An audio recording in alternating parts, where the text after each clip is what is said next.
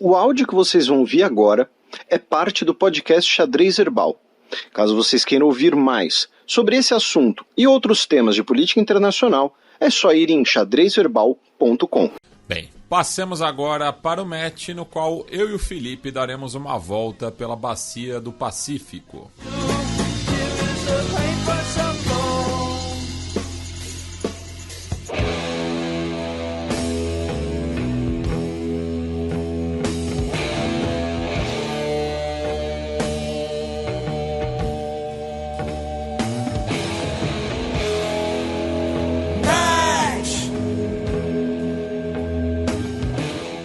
Coreia do Norte dispara míssil em trajetória que sobrevoa o Japão. Pois é, a gente fala muito da Península Coreana, das repúblicas coreanas aqui no nosso programa. Modéstia à parte, a gente sempre faz uma cobertura bastante razoável, sem cair em estereótipos fáceis, demonizações. A gente faz brincadeiras, é claro, tal, mas a gente já explicou aqui algumas vezes a questão do programa nuclear da Coreia do Norte e do seu programa de mísseis. E pela segunda vez, né, a Coreia do Norte realiza um teste de míssil numa trajetória que sobrevoa o Japão. Por quê? Porque quando mas Felipe, a Coreia do Norte toda hora lança um míssil, toda hora lança um míssil balístico e lança normalmente em direção ao mar, ou faz testes, né? Mesmo quando ela testou o seu maior míssil balístico, né? Ela lançou em direção ao Pacífico, numa trajetória. Normalmente você testa o míssil, né? Esse tipo de míssil, você dispara ele para cima, tá?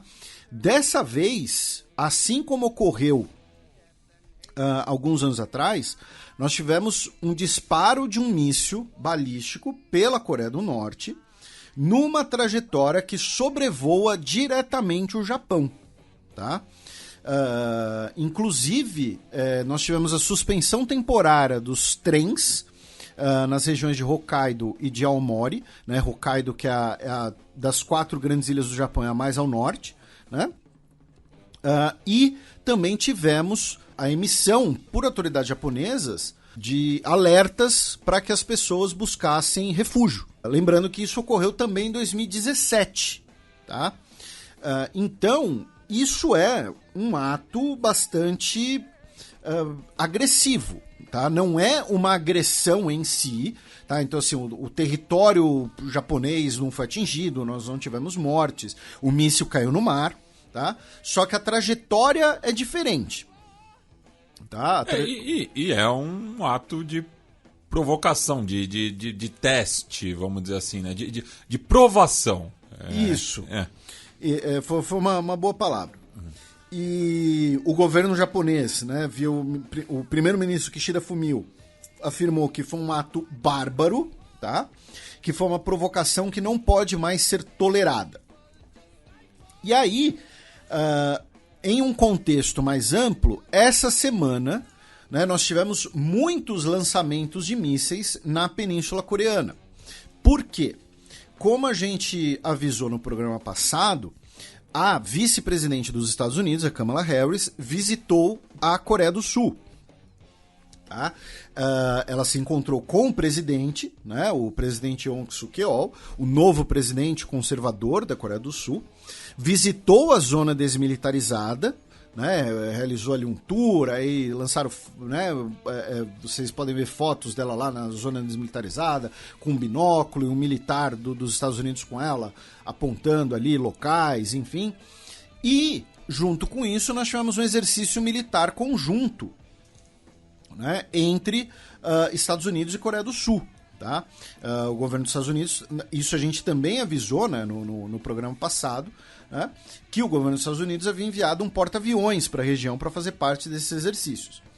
Então, nós tivemos a Coreia do Norte lançando mísseis em direção ao mar, lançou esse míssil, né, que sobrevoou o Japão, tá?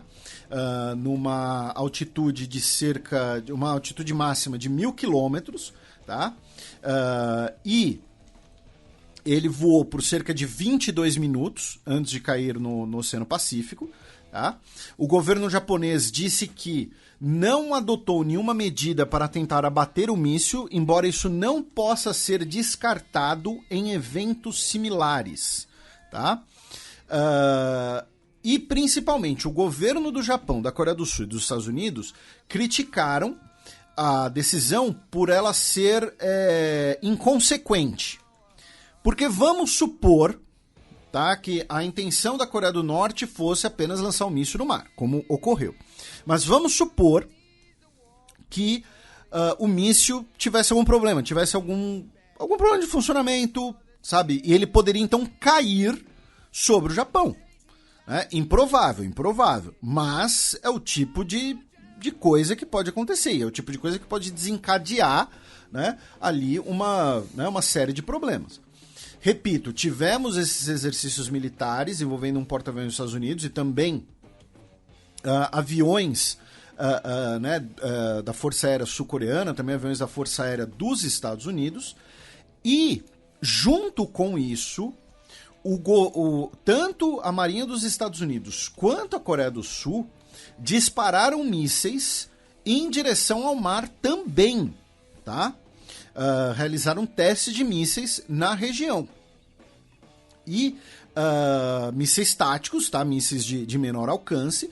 E um deles, inclusive, falhou, tá? Segundo o próprio comunicado das Forças Armadas sul-coreanas. Tá?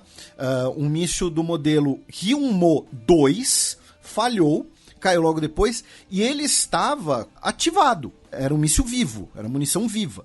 Tá? E, inclusive, causou ali um pequeno incêndio perto da cidade costeira de Gangneung, tá? Na Coreia do Sul. Então, foi uma semana bastante de testes e tensões e ver quem pisca primeiro, né, em relação às duas repúblicas coreanas, no contexto desses exercícios militares dos Estados Unidos, que, por sua vez, foram realizados no contexto da visita da Kamala Harris. Tá? Mas a trajetória do teste do míssil da Coreia do Norte é uma trajetória atípica e é uma trajetória agressiva e que poderia resultar num acidente, num problema maior. Tá? Repito, a última vez que isso aconteceu foi em 2017. E junto com esses testes de mísseis, né, a Coreia do Norte também enviou 12 jatos militares para perto da fronteira com a Coreia do Sul, tá? Durante os exercícios militares conjuntos entre Coreia do Sul e Estados Unidos. Tá? Então, assim, só para deixar claro, isso daqui é uma recapitulação dessa última semana apenas, tá? Desses últimos dias apenas. Nós temos vários programas sobre a questão da Península Coreana, das repúblicas coreanas. Também tem um Nerdologia sobre isso para quem preferir, tá bom? No Japão, meu caro Matias, tivemos, né, o funeral de Estado ao Abe Shinzo, né, mobilizou cerca de 20 mil policiais e foi realizado no Nippon Budokan Hall, né, que fica em Tóquio. O Budokan é uma arena que foi construída, inclusive, para as Olimpíadas de 64, para sediar o judô, e sediou o judô agora nas Olimpíadas, né, que seriam originalmente 2020, né, nas duas Olimpíadas de Tóquio. É uma casa de shows, mas principalmente ele foi construído para ser uma arena de judô, inclusive às vezes chamado de templo do judô, né, coisa assim. Então o funeral foi realizado, cerca de 23 mil pessoas compareceram, e 23 mil visitantes, digamos assim, e 4.300 convidados. Dentre as autoridades estrangeiras que compareceram estava a vice-presidente dos Estados Unidos, a Kamala Harris, né, que estava na região, o primeiro-ministro da Austrália, o Anthony Albanese, e o primeiro-ministro da Índia, o Narendra Modi. Tá? Então tivemos aí o funeral de Estado para o Abe Shinzo. E aí tem uma notícia de um cineasta japonês também, né, meu caro Matias? Isso, a gente passa... Mianmar não está exatamente na bacia do Pacífico, né, mas é uma notícia que envolve um cidadão japonês, então aproveitando esse link, né, já que o Toru Kubota, de 25 anos, se tornou, né, o quinto jornalista estrangeiro a ser detido em Mianmar desde o golpe de fevereiro de 2021. Né? Ele foi julgado por uma corte militar por 7 anos por ter participado, né, e gravado protestos anti o golpe na cidade de Yangon, que é a maior do país. Isso ocorreu em julho. Mas assim como os 4 jornalistas estrangeiros que foram detidos e julgados anteriormente, 2 estadunidenses, um polonês e outro japonês, ele deve ser libertado e deportado, né? Mas falando em relação aos números, em relação à população de Mianmar, desde fevereiro de 2021, foram mais de 2.300 mortos e mais de 12.500 detidos. Saindo do Japão, a gente vai agora para algumas notícias chinesas, né? Começando pelo fato de que a China doou um casal de pandas, né, para o Catar, como símbolo aí da sua amizade, como símbolo, né, das relações entre os dois países. O embaixador chinês no Catar, o Zhu Jian, disse que os pandas se chamam Suhail e Soraya. Tá? Se você conhece algum ouvinte nossa, Soraya, ou se você se chama Soraya, peço desculpas, não é para fazer piadinha, não é para fazer bullying, é o nome da panda. Já basta a música do Zé Brito, né? Podia ser pior, podia ser uma música do Biquíni Cavadão. com todo respeito. Mas tá aí um abraço para todos os ouvintes Jaquelines. Será que algum integrante do Biquíni Cavadão é nosso ouvinte? Eu acho que não sei. Eu acho que não. Mas então tivemos a doação desse casal de pandas para o Catar. Lembrando, né, a gente já faz um tempo que a gente não fala disso aqui, né, mas existe a diplomacia do panda por parte da China, né, como parte ali do seu soft power, né, de projetar sua imagem, de projetar, né, símbolos chineses que agradem, que interessem as pessoas comuns. Né? E no caso, um dos casos em relação à China são os pandas. Né? Talvez nos últimos tempos o país que melhor tenha usado esse conceito de soft power seja a Coreia do Sul, né? Que por meio da sua cultura pop, por meio da sua indústria de cosméticos, né, tem expandido a sua indústria do turismo, tem expandido elos comerciais, tem expandido suas representações comerciais do mundo, né? Porque a pessoa começa querendo aprender coreano para ouvir K-pop e termina trabalhando como intérprete para uma empresa que vai fazer negócio com a Coreia do Sul. Mas enfim, no caso da China, né, nós temos a diplomacia do panda. Não é nenhuma doação, tá? Quando fala de presente é muitas vezes um empréstimo, né? O panda chinês é um animal nativo da China, só existe na China, né? É um animal bonitinho, fofinho, todo mundo vê vídeo de panda na internet, né? Eles são atrapalhados, eles ficam andando que nem uma bolota pelo chão e tal, aí agarra o braço da babá e tal. Então, você doar pandas, né, acaba se tornando um símbolo bonito, um símbolo aprazível chinês e que funciona para essa aproximação. Né?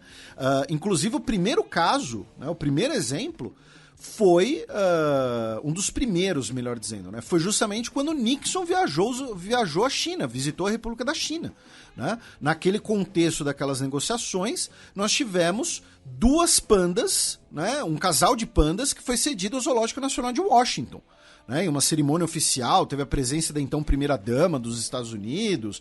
O zoológico atraiu 1 milhão de pessoas no seu primeiro ano do casal de pandas. Isso, inclusive, é satirizado no filme O Âncora, do Will Ferrell. Né? Que os repórteres estão brigando pelo melhor ângulo da panda e tal. Então, assim, imagina, 1 milhão de pessoas foram no zoológico, entre aspas, por causa da China, né? Para ver o animal bonitinho, fofinho chinês. Então, a China vai mandar um casal de pandas para o Catar. Imagina... Vai ter que ser climatizado, né? Porque o panda tá acostumado com... Não, tudo precisa ser climatizado no Catar. Eu quero saber o que eles vão comer lá, porque não tem bambu. Não acho que tem bambu no Catar. Né? Então, não sei. Também em relação à China, meu caro Matias, né? Na outra semana, no dia 16 de outubro, teremos o 20º Congresso, né, do Partido Comunista Chinês, que deve conceder ao Xi Jinping, né, um inédito terceiro mandato, né, como líder da China. E a gente, até lá, a gente vamos preparar alguma coisa. E também em relação à China, nós tivemos essa semana um voto no Conselho de Direitos Humanos da ONU, em Genebra, sobre Xinjiang. Nós tivemos a proposta, tá? Vamos lembrar, né? Mês passado, tivemos, no apagar das luzes do mandato da Michelle Bachelet como alta comissária da ONU para Direitos Humanos, o relatório da ONU sobre Xinjiang, tá? Afirmando que existiam indícios críveis de crimes contra a humanidade e outras repressões. Aí agora, os países Estados Unidos, Reino Unido, Canadá, Suécia, Dinamarca, Finlândia, Islândia, Noruega, Austrália e Lituânia propuseram perante o Conselho de Direitos Humanos da ONU que debatesse o relatório. Tá? Essa era a proposta, de debater o relatório. São 47 países no Conselho. E foram 19 votos contra, 17 a favor e 11 abstenções. Tá?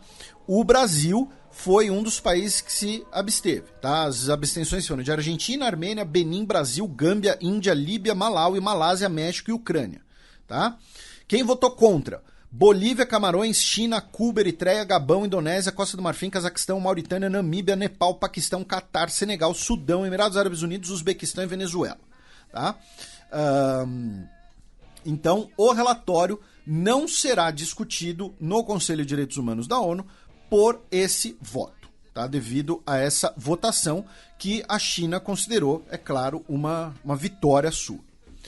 Da China, nós vamos para as Filipinas, já que o segundo jornalista crítico do governo do Bong Bong Marcos foi assassinado num período de 3 meses. Tá? Infelizmente, o jornalista Percival Mabasa, de 63 anos de idade, foi morto em uma emboscada por 2 homens numa moto.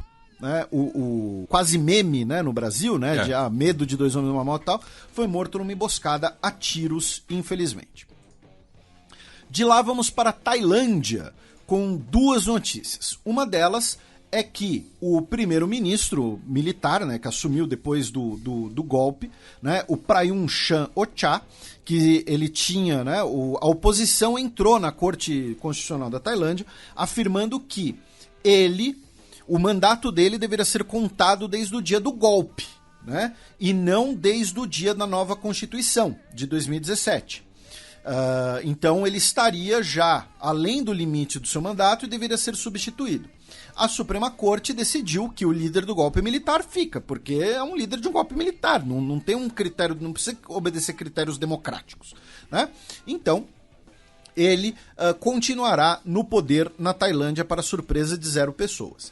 E, infelizmente, na Tailândia, nós tivemos ontem, dia 6, um episódio de extrema violência, tá, na província de Nong Bua Lampu. Então vamos lá, só avisando, tá, gente? Isso aqui é um episódio muito violento.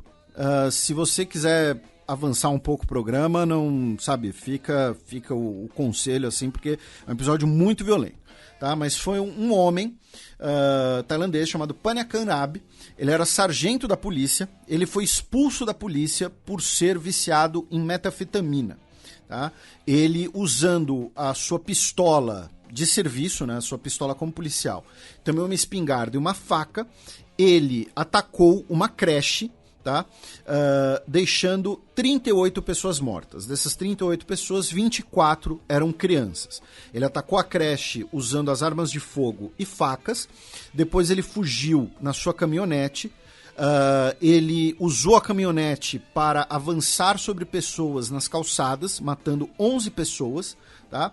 E ele também depois tirou a sua própria vida e a vida de sua esposa, tá? Então, um episódio extremamente violento. O rei da Tailândia visitou, né, a creche. A gente já falou aqui várias vezes de como o rei na Tailândia é uma figura quase sacralizada, né? A gente já falou isso, inclusive, muitas vezes de forma crítica, né, de que se você fizer ofensas ao rei, você é preso sumariamente e tal. O rei da Tailândia visitou a creche, visitou familiares. O governo já anunciou ali um projeto ali de indenizações e tudo mais. Enfim, é uma localidade, inclusive, bastante pobre, tá? Bastante no interior da Tailândia. Então, enfim, um episódio bastante violento, bastante traumático, tá?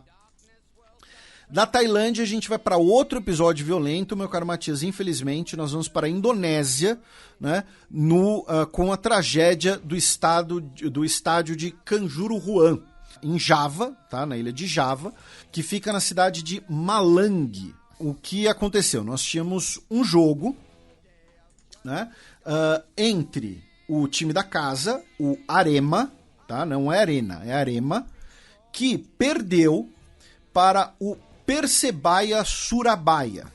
Tá?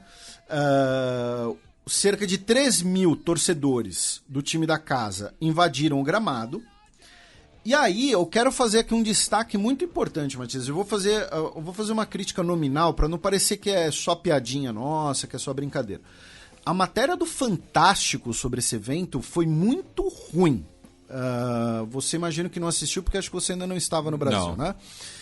Porque a matéria do Fantástico, ela deu a entender que as mortes foram decorrentes das torcidas terem invadido o campo e os torcedores terem se matado, terem se agredido. Tem sido uma batalha campal. Sendo que o que aconteceu? As 3.000 pessoas invadiram o gramado, queriam inclusive pegar os jogadores e tal. A polícia entrou no gramado com escudos e tal, e a maior parte das vítimas foi derivada do quê? Do fato de que usaram muito gás lacrimogênio, e isso gerou correria, muitas pessoas morreram pisoteadas e outras morreram asfixiadas, tá? Então, assim... Inclusive, a última parcial dá conta de 174 vítimas fatais, inclusive 4 torcedores que morreram no vestiário, nos braços dos jogadores, porque estavam tentando fugir da polícia. E asfixiados. Asfixiados, justamente. Então, assim, não foi uma batalha campal entre torcedores. Teve a invasão, tivemos atos de violência, de depredação, mas a maioria das vítimas fatais, que é um número gigantesco, tá? É a segunda maior, salvo engano, em número de fatalidades, já está em segundo, né, em tragédias em estádio. Acho que só perde para aquele em Lima. Em 64. Do pré-olímpico. E assim, foi derivado dessa correria de pessoas morrendo pisoteadas, pessoas morrendo asfixiadas. Tá? Então, eu tô fazendo essa crítica nominal justamente para não parecer que é piadinha, que é alguma coisa assim, porque foi uma matéria muito superficial, assim, para dizer o mínimo. Tá? A Comissão Nacional de Direitos Humanos da Indonésia já afirmou que vai iniciar uma investigação oficial em relação aos procedimentos. A FIFA, tá? A FIFA declarou, claro, solidariedade, disse que vai fornecer apoio ao futebol indonésio e lembrou que, pelos regulamentos da FIFA, gases não devem ser utilizados dentro de estádios, tá? E lembrando que não são... isso é uma coisa que a gente sempre tem que pontuar, porque também há um vício de linguagem da imprensa de se referir, né, a bala de borracha, a gás lacrimogêneo, como armas não letais. Elas são armas menos letais, porque, como a gente observou nesse episódio, em outros, elas podem matar, sim. Pois é. Elas servem assim na lógica policialesca para a contenção de multidões, mas não deixam de serem letais. Exatamente, e você falou bem, uma coisa, e aí certamente nós temos ouvintes policiais ou que foram policiais, que vão fazer suas observações, podem ficar à vontade, mas uma coisa é você usar gás lacrimogêneo numa área aberta. Né? Por exemplo, quando teve aquela vez na esplanada dos ministérios em Brasília. Outra coisa é um ambiente completamente cercado, com saídas estreitas, limitadas, como um estádio de futebol. Justamente falando de estádio de futebol, teve um episódio similar ontem na Argentina, né, em La Plata, quando o Rinácia recebia o Boca Juniors. Houve superlotação no estádio do Bosque e já temos uma vítima confirmada, né? Que inclusive nos primeiros relatos diziam que ele teria tido um choque, mas o irmão dele já disse que ele foi brutalmente golpeado, né? E é um homem de 57 anos que inclusive era ex-jogador de futebol, né? Estava acompanhando o seu time, o Rinácia La Plata. Um menino perdeu a visão e um cinegrafista da Torneios e Competências filmou justamente a polícia atirando contra ele. Pois é. Então, enfim, mas é uma merda, porque, enfim, uma tragédia dessas, mais de 150 mortos e muito provavelmente, infelizmente, a pizza vai cantar, né? Mas eu não achei em lugar nenhum direito o público que estava presente, que eu vi que foram colocados à venda 38 mil ingressos. E uma curiosidade, né? Lembrando que a Indonésia é um país de maioria muçulmana, só que no dia seguinte, num jogo válido pela Liga Israelense, as equipes do Hapoel Tel Aviv e do Hapoel Jerusalém fizeram um minuto de silêncio para as vítimas na Indonésia. Lembrando que os Hapoel são os times de origem sindical. De trabalhadores. Normalmente são times ligados ao espectro político da esquerda em Israel. Inclusive isso é parte das... A gente tem um Fronteira sobre Israel. Pois é. A gente não temos um sobre a Indonésia, né?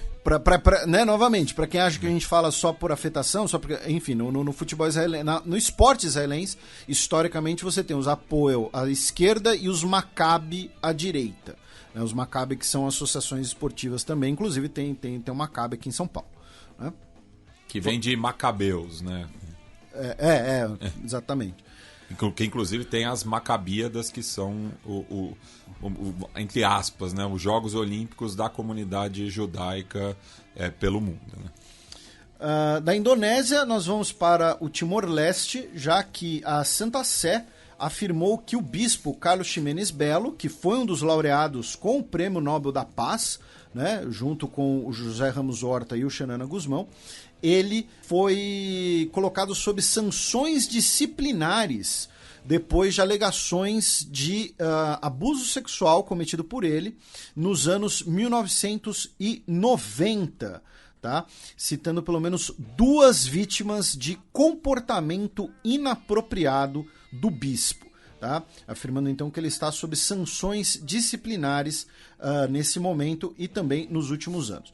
Os nomes das vítimas seriam Paulo e Roberto e não tiveram sua identidade revelada, é claro.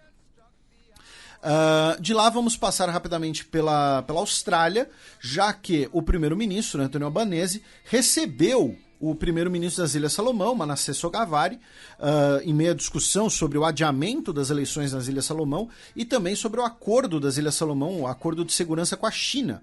E o Sogavare garantiu que bases militares estrangeiras nunca serão permitidas nas Ilhas Salomão. Tá? Por um lado, isso agrada a Austrália porque exclui a possibilidade de bases chinesas. Por outro lado, se ele está falando que nenhuma base militar vai ser nunca permitida, isso exclui também a possibilidade de eventuais bases australianas ou dos Estados Unidos na região.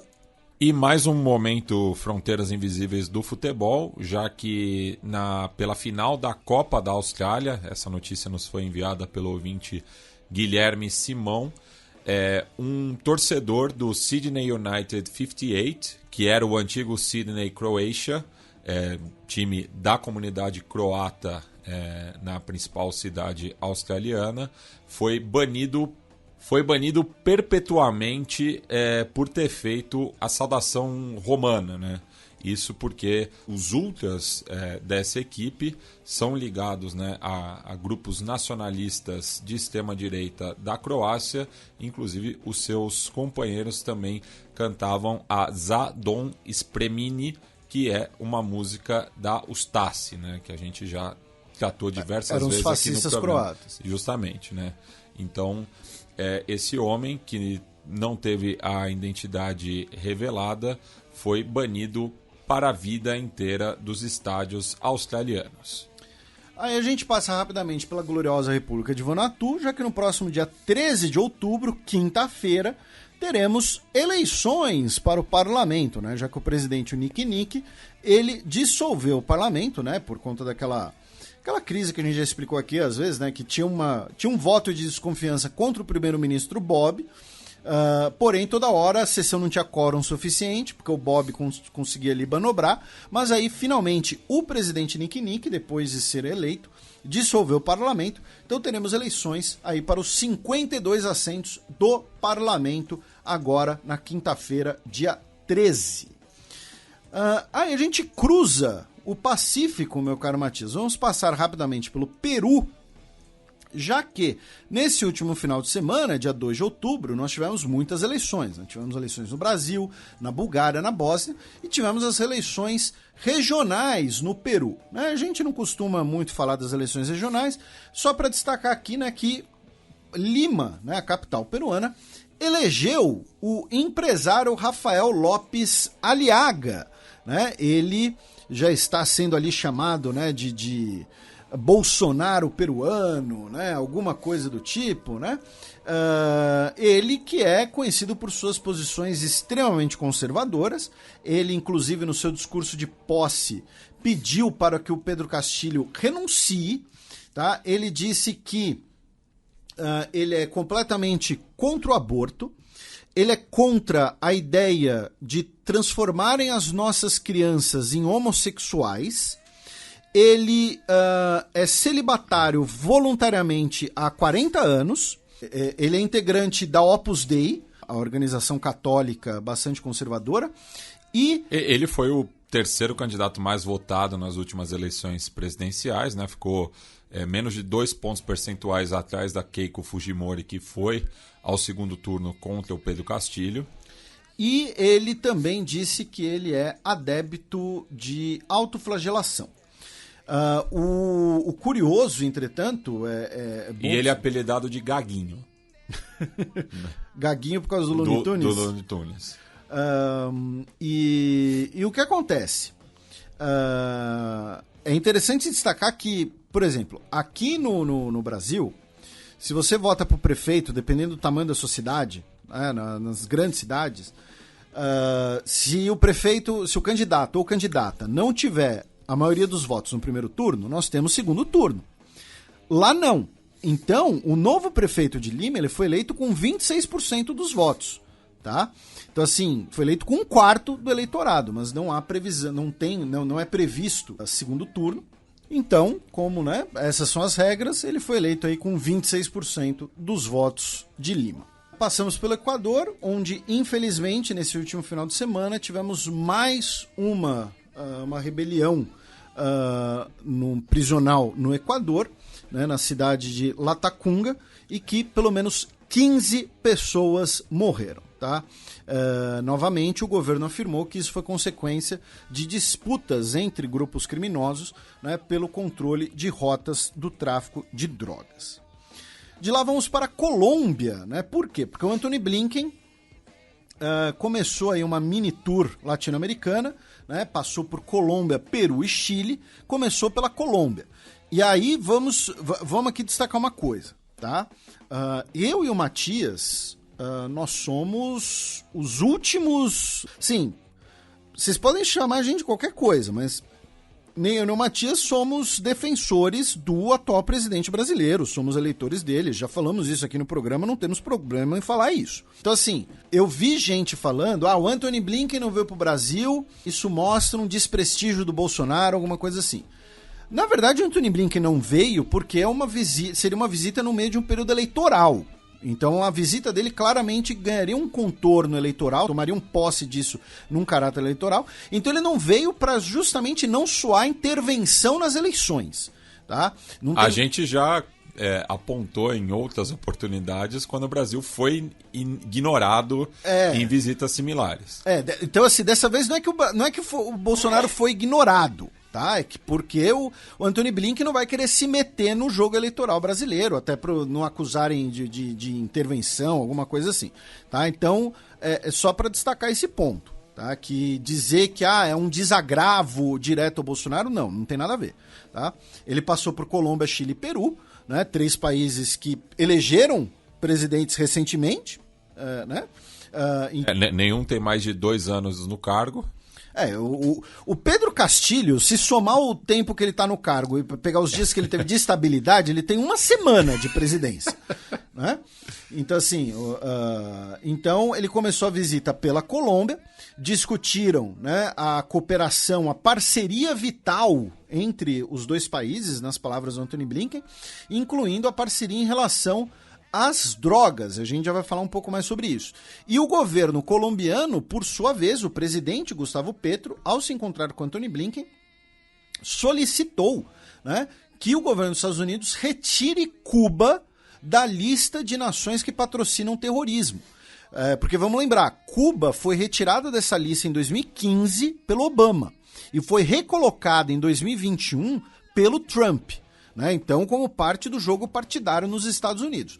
O Gustavo Petro pediu para que Cuba seja retirada da lista novamente de estados que patrocinam terroristas. Tá? E falaram também sobre eventual regulamentação, né, dos colombianos que vivem em situação irregular nos Estados Unidos hoje. Tá?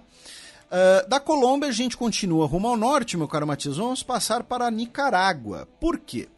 Primeiro, o Daniel Ortega, no último dia 29, né, disse que a Igreja Católica é uma ditadura perfeita, dizendo que se a Igreja Católica quer cobrar democracia, né, então eles que comecem com os católicos votando para Papa, cardeais e bispos. Né?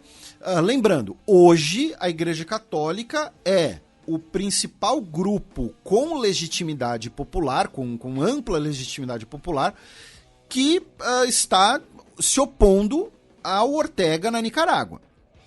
Né? A gente já explicou um pouco as razões disso, né, devido à capilaridade da Igreja Católica nos países latino-americanos. A gente já destacou, né, o papel histórico da Igreja Católica como mediadora de conflitos em países latino-americanos. E não é nenhum papel histórico, né? Recentemente, os protestos indígenas no Equador, por exemplo, chegaram ao fim com uma mediação da Igreja Católica. Então, o Ortega falou basicamente, se a Igreja Católica quer me cobrar de alguma coisa, então eles têm que eleger o Papa. Né? E disse que a Igreja Católica, os padres e bispos tramam golpes, são assassinos e são agentes do imperialismo dos Estados Unidos.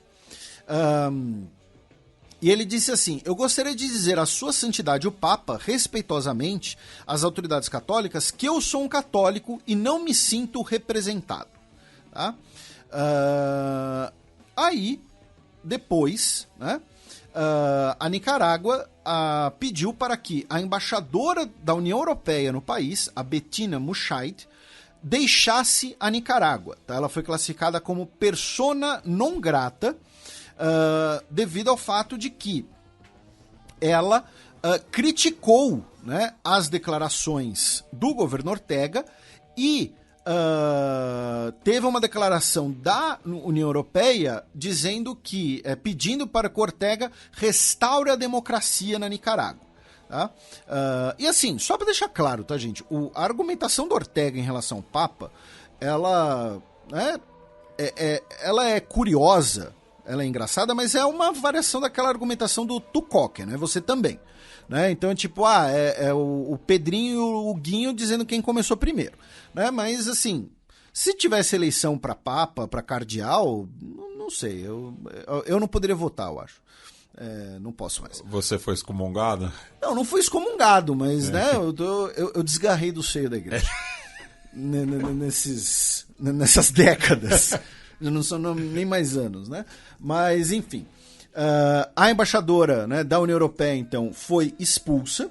Depois, o governo da Nicarágua disse que não vai aceitar, né, o embaixador designado pelos Estados Unidos, o Hugo Rodrigues, tá? Afirmando que ele é um agente de um governo imperialista e que ele busca interferir na Nicarágua.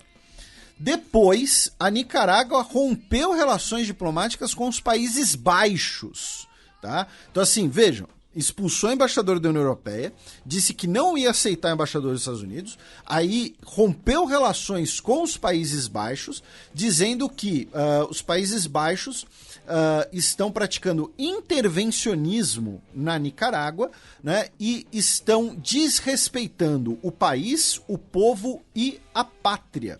O curioso é que os Países Baixos não têm uma embaixada específica para a Nicarágua, né? Você tem uma embaixada que fica na Costa Rica, que acumula todas as embaixadas da América Central, tá? E aí, qual teria sido o estopim, né? A embaixadora dos Países Baixos na América Central, lembrando que é embaixadora mesmo, tá? A embaixatriz é a esposa do embaixador. A embaixadora, a Christine Pirrene, ela visitou a capital Manágua e ela teria avisado, né, teria dito ao governo nicaragüense, na ocasião, via o seu ministro de Relações Exteriores, o Denis Moncada, que os Países Baixos não financiariam mais um hospital que eles estavam financiando, a construção de um hospital, né? Então, o governo Ortega decidiu romper relações com os Países Baixos. Então, temos aí 3 rompimentos de uma vez só na Nicarágua. De lá, vamos para o México. Tá? Primeiro, uma corte nos Estados Unidos não aceitou o processo movido pelo governo mexicano em agosto de 2021, em que o México pede 10 bilhões de dólares de indenização de empresas fabricantes de armas dos Estados Unidos, afirmando que essas empresas facilitam o tráfico de armas para o México, onde elas são as principais responsáveis pelas mortes e pela violência de gangues, tá? Dizendo que apenas em 2019, 17 mil homicídios no México foram cometidos com armas traficadas a partir dos Estados Unidos e fabricadas por empresas dos Estados Unidos. Tá? O juiz dos Estados Unidos não aceitou a queixa. Tá? Outra notícia em relação ao México é que, infelizmente, tivemos um ataque a uma prefeitura, né, na cidade de San Miguel Totolapán, que fica no estado mexicano de Guerrero, que deixou 20 pessoas mortas, incluindo o prefeito da cidade, o Conrado Mendoza. Tá? Então tivemos esse ataque que deixou 20 pessoas mortas. Supostamente o ataque foi realizado, né, por um cartel do tráfico ligado à gangue chamada Tequileira. E finalmente a ministra da Economia do México, né, agora ex-ministra da Economia, a Tatiana Cloutier, ela renunciou ao cargo ontem, dia 6, tá? Em meio às negociações por um acordo de energia envolvendo México, Estados Unidos e Canadá. Tá? Ela que afirmou que não poderia continuar com as negociações, porque as negociações seriam prejudiciais ao próprio México, tá? E então ela solicitava né, a saída do cargo para não ter que continuar nessa função. Para a gente fechar esse bloco do Pacífico, meu caro Matias, agora nós vamos, né, até os Estados Unidos, onde justamente o Joe Biden, na semana passada, né, ele recebeu diversos líderes de países insulares do Pacífico. Né? Então tivemos ali, né, uma grande cerimônia, né, para receber as lideranças dos países insulares, inclusive foram 14 países numa cúpula de 2 dias, tá? Nos dias 28 e 29, incluindo a gloriosa República de Vanuatu, tá? Com uma delegação. Também incluiu as Ilhas Salomão, que a gente mencionou há pouco, e o governo dos Estados Unidos afirmou que vai expandir em 860 milhões de dólares os seus programas de auxílios às ilhas, incluindo de transição de energia e combate às mudanças climáticas. E vamos lembrar o que a gente sempre fala aqui. As ilhas no Pacífico estão se tornando cada vez mais importantes, por serem uma nova fronteira econômica e por serem um principal palco, né, de disputa entre Estados Unidos e China, por influência econômica, influência política e influência militar também. Tá? E aí nós tivemos no dia 30, né, uma declaração conjunta assinada por todos os países que participaram e o Joe Biden, né? Papua Nova Guiné também esteve presente, enfim. Então, aí uma novidade nesse sentido e um grande sinal dessa importância. O governo Joe Biden anunciou também 60 milhões de dólares para o território de Porto Rico para reconstrução após a passagem do furacão Fiona. Tá? E aí vamos falar novamente do furacão Ian, já que o furacão Ian passou, né, pelos Estados Unidos, causou danos especialmente na Flórida, mas ele passou por Flórida, pelas Carolinas, né, Carolina do Sul, Carolina do Norte, e pelo estado da Virgínia. Tá? Na Flórida foram 126 mortes, infelizmente. Na Carolina do Norte, outras 5, e na Virgínia, 1 morte, com os danos estimados nas casas de dezenas de bilhões de dólares, tá? Especialmente na região da Flórida. A região central da Flórida foi bastante afetada e a região, obviamente, costeira, a região do sudoeste da Flórida também foram bastante afetados pelo furacão Ian. Justamente no Golfo do México ali, né? E nós temos, né, a possibilidade de que esse é o furacão que causou mais danos desde 1992 nos Estados Unidos. Também em relação aos Estados Unidos, nós tivemos mais integrantes dos Proud Boys, né, a milícia de extrema-direita, se declarando culpados, né, de conspiração sediciosa por conta da invasão ao Capitólio no dia 6 de janeiro. E tem um detalhe interessante dessas investigações, meu caro Matias, porque é o seguinte, um integrante dos Proud Boys, ele está servindo de delator premiado dos procedimentos. E como parte ali das investigações, um promotor, né, fez uma pergunta, né, talvez querendo até desmerecer o cara, querendo pegar numa pegadinha, né? Falou assim, não, mas se você achava que ia ser tão problemático assim, se você está arrependido do que aconteceu, se você achava que ia dar ruim e tal, por que você não avisou as autoridades? E ele falou, mas eu avisei as autoridades, sim senhor, eu liguei para o FBI no dia 3 de janeiro e relatei o que estava sendo planejado e tal. E aí ele falou, e o FBI não te deu resposta? Ele falou, deu sim, depois que tudo aconteceu. Então, isso é curioso, porque o cara basicamente falou, olha, eu procurei FBI e delatei o que estavam planejando pro dia 6 e não fizeram nada. Não fizeram nada por quê? Teve alguma interferência de cima? Teve alguma ordem de cima? Isso vai ser curioso de ver. Agora, essa semana, também ontem, dia 6, os Estados Unidos realizou uma operação na Síria que deixou 2 comandantes do auto-intitulado Estado Islâmico mortos. O curioso é que foi a primeira operação militar dos Estados Unidos desde 2017 em território controlado pelo governo Assad, tá? Em território controlado pelo regime sírio. Tá? Segundo as autoridades dos Estados Unidos, não tivemos vítimas civis nem vítimas de militares do país. E aí, talvez a principal notícia em relação aos Estados Unidos nessa semana, né, notícia de ontem, do Joe Biden, né, do Reform for Marijuana, né, reforma da maconha. Tá? É o termo que está lá na declaração no site da Casa Branca. tá?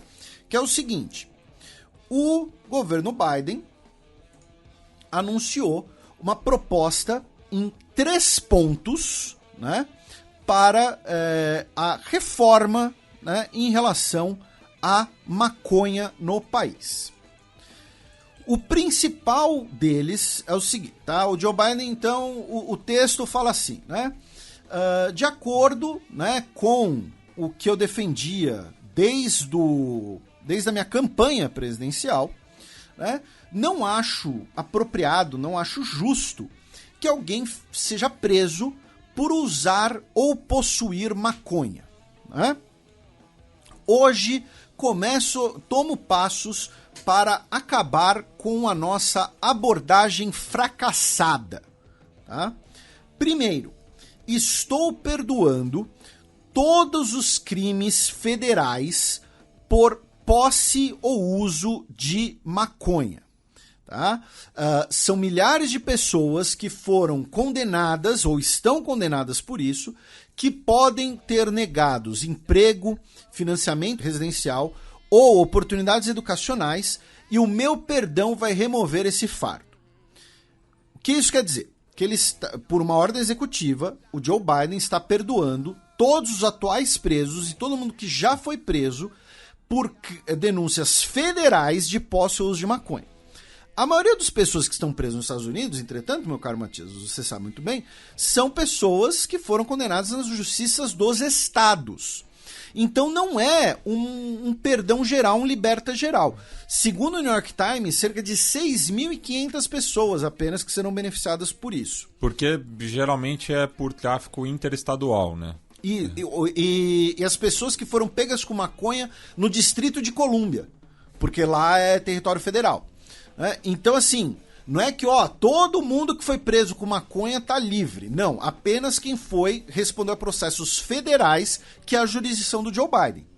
E aí vem o segundo ponto dele, que é: peço aos governadores que perdoem crimes simples de posse de maconha, já que se ninguém deveria ficar numa prisão federal apenas por isso, também ninguém deve ficar por isso numa prisão local ou estadual por esse mesmo motivo.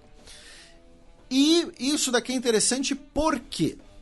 Porque teremos as eleições de midterm nos Estados Unidos, né? Agora daqui a um mês, no início de novembro. E então o que o Joe Biden está fazendo, via esse decreto e via esse pedido, é fincar uma bandeira progressista na véspera das eleições, e dos 36 estados que vão realizar eleições para governador, 10 ainda criminalizam o uso e o porte de cannabis. Tá? Eu fiz esse levantamento para minha coluna da Gazeta e estou repetindo aqui no programa. Porque nos Estados Unidos, né, a gente vai ter, então, 4 categorias nos estados dos Estados Unidos. Você vai ter estados como a Califórnia e como Colorado, em que é liberado o uso recreativo, o uso medicinal, é liberado. Você tem os estados em que é liberado apenas o uso medicinal. Então, às vezes nem sempre é da maconha em si, às vezes é de algum derivado, como óleo de canabidiol. Aí você tem os estados onde é descriminalizado, ou seja, fica ali uma espécie de limbo. Então se você tiver com maconha, a polícia te pega, leva pra delegacia, e você às vezes tem que assinar alguma coisa ou não, tal. Então você nem pode, mas também não é crime. E tem os estados onde ainda é crime. E desses estados, 10 realizarão eleições para governador. E a maioria deles é do Deep South. Ou do meio oeste. Porque justamente, né, a proibição da maconha nos Estados Unidos, como em outras partes do mundo, tem muito a ver com o pânico moral e o racismo. E tem um outro fator também, em relação ao Sul, que é o cânhamo ser um concorrente do algodão. Sim. Então, a proibição da maconha nos Estados Unidos são esses 3 fatores em consideração que acabaram caminhando juntos ali no início do século passado. Acho que até do século XIX ainda, né? Na virada do século XIX para o século XX. Né? E outra coisa, meu caro Matias, desses 10 estados onde a maconha é criminalizada e nós teremos eleições, só 2 tem um governador democrata. Então, é também uma medida eleitoral. Como qualquer coisa que acontecer nos Estados Unidos esse próximo mês. Sim. Né? Então, assim, é uma medida apropriada, é uma medida dentro assim, do que o Biden pode fazer. E eu até achei corajosa, justamente pensando que é midterms e o governo dele é bastante impopular. Isso, por causa da inflação. Né? É. E aí o que acontece? Para você descriminalizar a maconha no nível federal, né, você tem que fazer isso via Congresso. Aí nós teremos as eleições de todos os assentos da Câmara, um terço do Senado. E isso é interessante de citar porque, por exemplo, quando o Arnold Schwarzenegger ele virou governador da Califórnia, né, em 2011, o Arnold Schwarzenegger, ele, como parte da sua campanha, ele falava, olha, eu vou retomar a pena de morte. Porque existia um acordo tácito na Califórnia em que o governador comutava as penas de morte para prisão perpétua. Então, por que eu estou citando esse exemplo do Schwarzenegger? Que quando foi reeleito, ele deixou de fazer isso. A pena de morte voltou a valer de vez. Porque um próximo presidente dos Estados Unidos, se você não tiver mudança na legislação, um próximo presidente dos Estados Unidos, como por exemplo o Donald Trump, já que ele quer voltar para o cargo, pode simplesmente falar, olha, o Biden perdoou todo mundo, tudo bem, agora eu não vou perdoar ninguém não. Quem for preso por acusações federais por porte de maconha vai ficar preso e ponto final, vai responder processo, vai ficar com a ficha criminal e ponto final, não vou fazer nada. Então, também é importante notar isso, porque é um decreto que vale agora, mas não é algo obrigatório para um próximo presidente, a não ser que mude a lei. E agora, o mais interessante dessa declaração do Biden, desse plano de reforma da maconha, né, é o nome do plano, tá, gente? A culpa não é minha.